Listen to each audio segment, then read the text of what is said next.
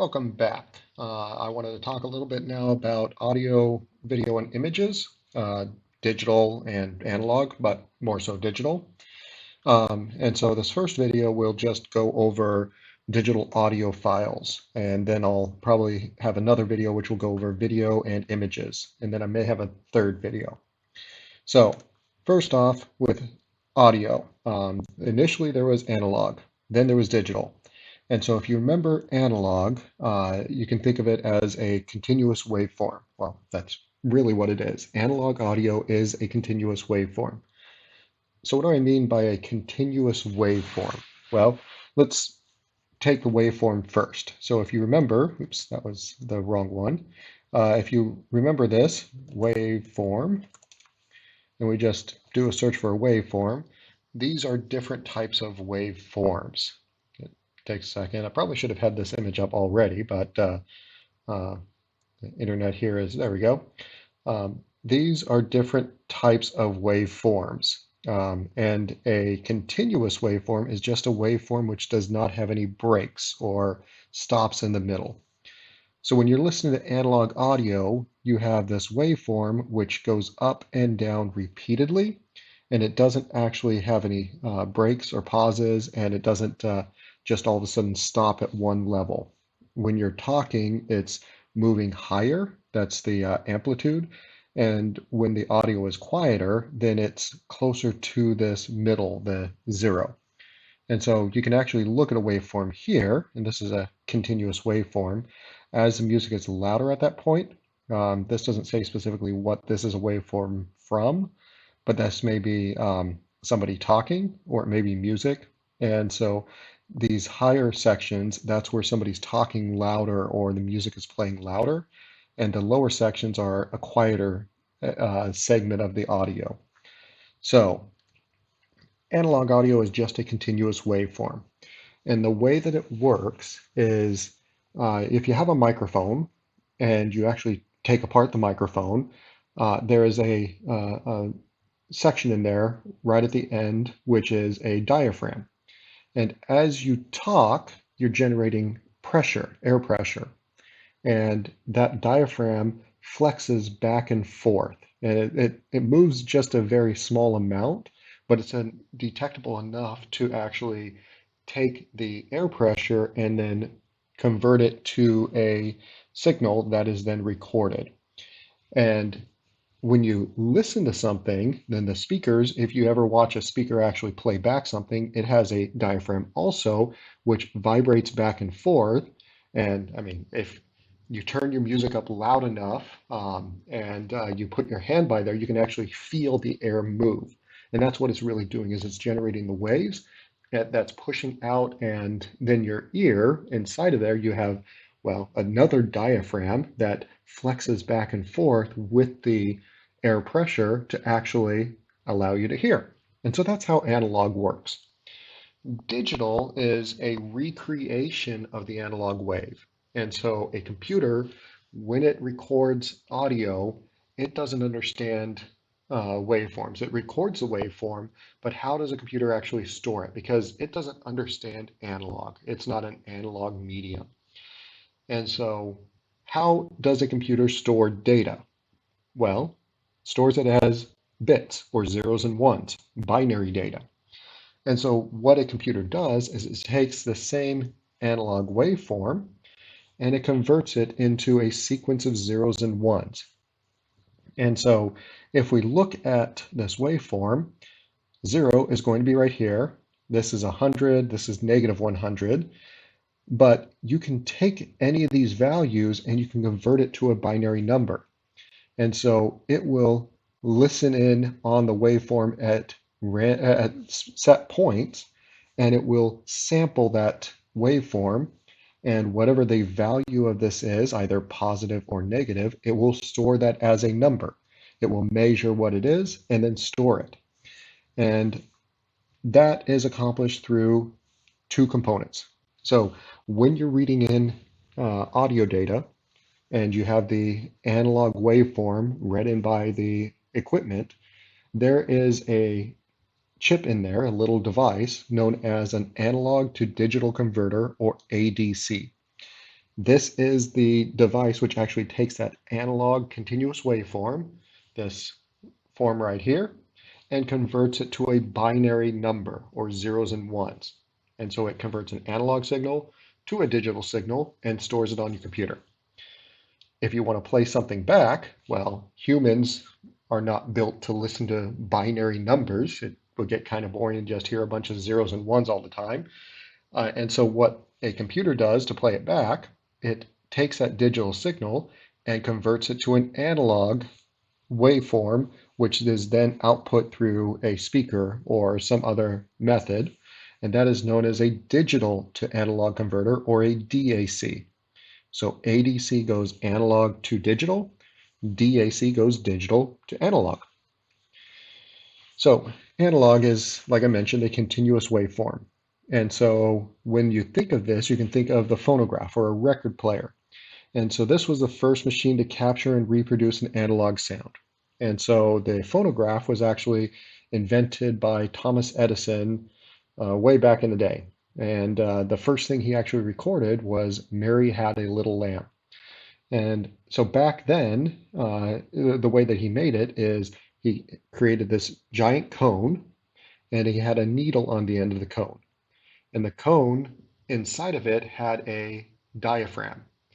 And that needle, when the diaphragm would flex, it would move the needle back and forth. And then he had a wax cylinder that he affixed to a drum, and he started rotating that cylinder, and he spoke into the cone.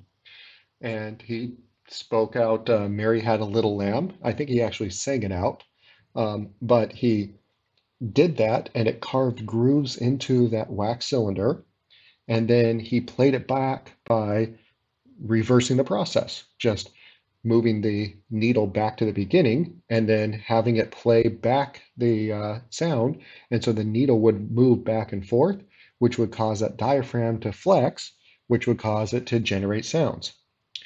So this link right here, it's on Gizmodo, but it's actually a really cool microscopic view of a record player. And so this is what it's actually doing. Apparently I have ads. This is what it's actually doing. This is a microscopic view of an actual record. And these grooves here, if you think about it, the bigger the grooves that you have here, the louder the sound will be, whereas the narrower the grooves, the quieter the sound will be. And this needle just moves back and forth as it plays it back. So there should be a video in here. At least I thought there was a video. Yep, there's the video. And so you can actually watch this video. I don't think it's too long, but it actually shows it better than this little animated GIF will show. But records just literally record the analog waveform onto a physical medium. Nowadays, they don't actually use wax for it, but they use they record it and then they cast it into a plastic mold that then they can stamp out the records that way. But back in the day, they would record it with wax or some sort of metal coating, and then they would cast it from that. Cassette tapes are another analog medium. They have a magnetic strip that the cassette head moves over that to change the polarity or the magnetic field. Again, it's going to be the same as just an analog signal, and it's just setting the polarity a certain way, and then it listens back on it. And so this link here, which contacting the server for information, I don't know why it's doing that. Well, that link there, that will actually, oh, there we go. That will demonstrate or show you what it looks like. So you have this head here, which as it moves across the tape is moving this way, it is orienting the magnetic field in positive or negative directions to have it play a sound back in whatever way you want. And so you typically have two channels. You have a left and a right for stereo, and then your head will go over those channels. Now, notice that this tape has a left-right and a right-left. Well, that's so if you remember cassette tapes back from way back in the day, once you reach the end, you would take the cassette tape out, flip it around, put it back in, and then you would play the other side or the B side. That's why some music or albums nowadays have a B-side album. Well, comes from cassette tapes or record players because they might have a B-side on a record. So you can read through this. It's an interesting look at the physics behind how it actually sets a magnetic field. So then you get to digital audio. So digital audio, like I mentioned, is a numerical representation of an analog wave. And again, that's just going to be binary, zeros and ones. And it doesn't actually store it as zeros and ones. It stores it as a number, typically between negative 100 and positive 100, or between negative 1 and positive 1, or some scale there, whatever you have. And so it listens at a sample size. So let's take this right here, this waveform. And let's just say that these gray tick marks here are 1 second, which kind of makes sense because that's a full cycle. Well, actually, it's not a full cycle of the wave, but we'll just assume that this is 1 second. And so starting here, you need to determine how often you listen to that waveform. How often do you check it, how high this is or how low it is? And so that is known as sampling. And so a common sampling size is 44 kilohertz, which means that you listen to this waveform 44,000 times per second. And that is the most common sampling rate for humans. And so where did that come from? Well, there's this guy by the name of Harry Nyquist. He actually created the sample rates, and he created several different sample rates, and he determined that 44 kilohertz, well, actually more like 22 kilohertz, was the ideal sound range for humans. That's what we listen to best.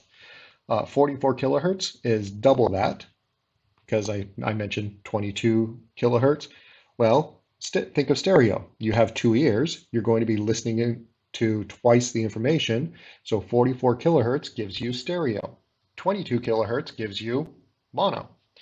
But your computer has to convert the digital signal back to analog at usually the same sample rate. So it takes that audio, the binary numbers, and it recreates it at whatever the recorded rate was. So if you recorded something at 44 kilohertz, so you sampled it 44,000 times per second, when you play it back, you tell it that every number, you take 44,000 of those, and that's 1 second of audio. So that begs the question of, what if you record something at 44 kilohertz, but when you you play it back at 22 kilohertz or 88 kilohertz. Well, the audio will speed up or slow down, depending upon which one you actually choose. So if you sample at a higher rate and play it back at a lower rate, I believe that will cause it to slow down. And then if you do it at a higher rate, then I think it takes the numbers and it does double the amount of data for the audio wave. It could also adjust the pitch of the audio because you're playing back more of it. It's playing back faster, and so the pitch will be higher. And you can look at these two links. The first one is actually the Wikipedia page about sampling and sample rates, and going over a list of all the different sample rates. There are some which are designed specifically for like cell phones. When you talk on a telephone, have you noticed that the audio is a little bit more muffled and it isn't as crystal clear as if you're listening to a CD? Well, they're sampling that at a lower rate. I believe it's 8 kilohertz or somewhere around there, because you don't need a perfect recreation of the audio. You just need to get most of the data. And so why do you do that instead of at the higher or the more true audio sample rate? Well, bandwidth. The more that you sample, the more numbers you have to store, the bigger your files get, or the more data you have to transfer. And so if you can sample less data, then you can get a lot more calls on the same internet connection.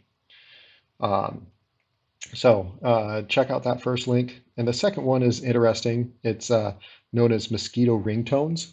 Those are ringtones which are just a specific frequency generation. And so if you go ahead and click on it really quick, I'm not going to play any of these, but you can definitely check them out. So each one of these is a specific frequency that is generated, 8 kilohertz, 10 kilohertz, 16, all the way up to 22 kilohertz. And you'll notice that it has an age next to this. Everyone can hear 50 and younger. Um, so try it out. I think when I was testing this, I could actually hear the 16 kilohertz frequency. I definitely could hear the 15 kilohertz frequency. I couldn't hear anything higher than 16 kilohertz. If you're younger, your ears should be able to hear stuff more in this range or possibly even 22 kilohertz. It's one of those things that when I was younger and people started to get cell phones, teachers would take the cell phones because, well, you're not allowed to have phones in the class. And they would actually listen, and if somebody would hear a ringtone, well, the teacher would know, hey, you still have a cell phone.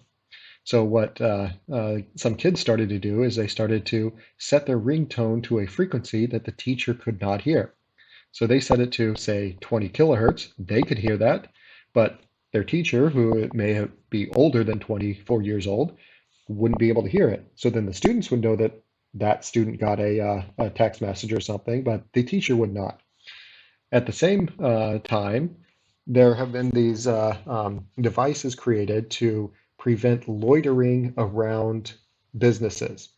And what they would do, some businesses which did not want teenagers to loiter around outside, they would generate a high frequency tone that adults would not be able to hear, but it would irritate teenagers. And so it's just another interesting side effect of these mosquito ringtones.